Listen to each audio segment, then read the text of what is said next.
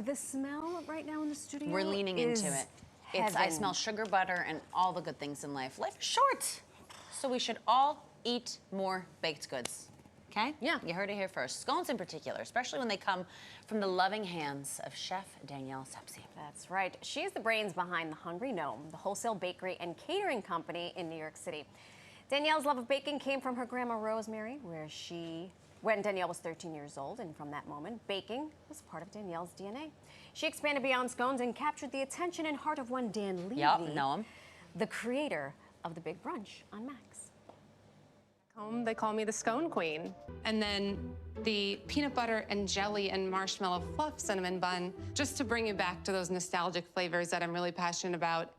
This is one of the greatest things I have ever eaten in my life. Thank you so much. I have never.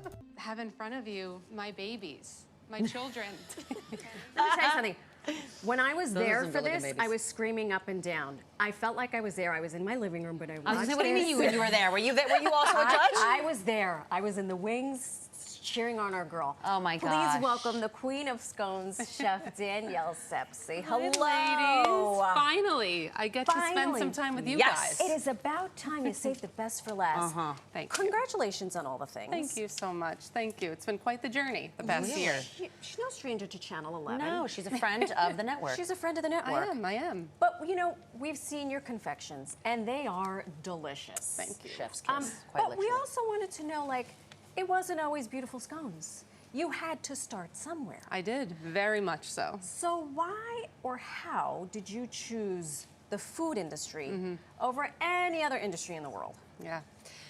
You know what? I feel like I was destined to do it, truly. I was a very creative kid, and I just loved doing very hands-on activities, and I loved to eat. I grew up in a big Italian family. Food was everything. Everything revolved around the next meal. So I loved to be in the kitchen with my grandmothers, my mom, my sisters, and it just was this beautiful sense of community, and I loved that part of food. Yeah. And I also really struggled as a kid with anxiety, and baking became my therapy because it gave me this sense of purpose, this sense of, I was able to focus, feel a sense of control. And so getting in the kitchen just was the perfect distraction. It felt right. Wow. It felt right. I had no idea. I never would have known. But that makes so much sense because, I don't really fancy myself a chef. I can get by, but baking, I'm not saying it's easy, but there are steps, a recipe, measurements, precise. you follow it, and you get a masterpiece. And so it feels very good, and it's cathartic, I can imagine. Exactly. But it let's really go back to your grandmother, Rosemary, because she was your mentor, and we want to know a little bit more about that. So my grandmother, she was a stay-at-home mom, and she too had a passion for baking. And so she was baking all the time. And when I was at her house, she was always she'd grab me and she'd bring me in the kitchen and we'd bake together. And she saw that I had a passion for it. And so when I was 8 years old, she got me a KitchenAid mixer and a subscription to Martha Stewart magazine. 8 years old. Everyone else is like, I'll take a Barbie, game, a Barbie, whatever. Yeah. I'm like, KitchenAid, I'm there. I don't even have one today. Yeah. Do you still have that KitchenAid? I do. Oh my gosh, I love it. Did she live near you? So did you they go to her house lived about frequently? 45 minutes away from us.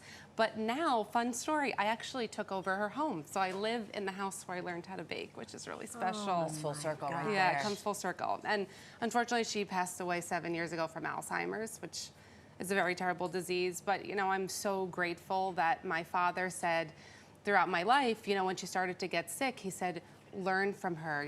Italian grandmothers, they don't measure anything. No, and nothing's written down anywhere. Exactly. You got to beat it out of them. She wrote it. I have a beautiful cookbook that's handwritten by her in my home, but a lot of it didn't make much sense. No. So when I would bake with her, I'd take notes, make sure that I knew what she was doing, take pictures, take videos. And so, I was able to carry on those traditions and keep her spirit alive through my baking. So it was really special. So we fast forward from the time you're 8 and you get the KitchenAid to creating the Hungry Gnome. So when you were creating this, what were like one or two really big challenges that you had to overcome? So, for me, I started this business actually out of my parents' home when I was 13 years old. Oh my gosh. I was baking scones and then going to local businesses, giving them samples in a little basket with a homemade business card I made on Microsoft paint. Oh my God. No joke. We still have one of those. Yep. And I would go around and I would show them my product, and that's how it all started. People loved my product. But then I went to college, I started working, and I always knew I wanted to come back to it. And it kind of happened for me in a way that was, you know, unfortunate, but the best thing possible. And that was I lost my job. Actually, I got laid off from my job right before the pandemic. So it was actually unrelated to the pandemic. The company I worked for laid a lot of people off.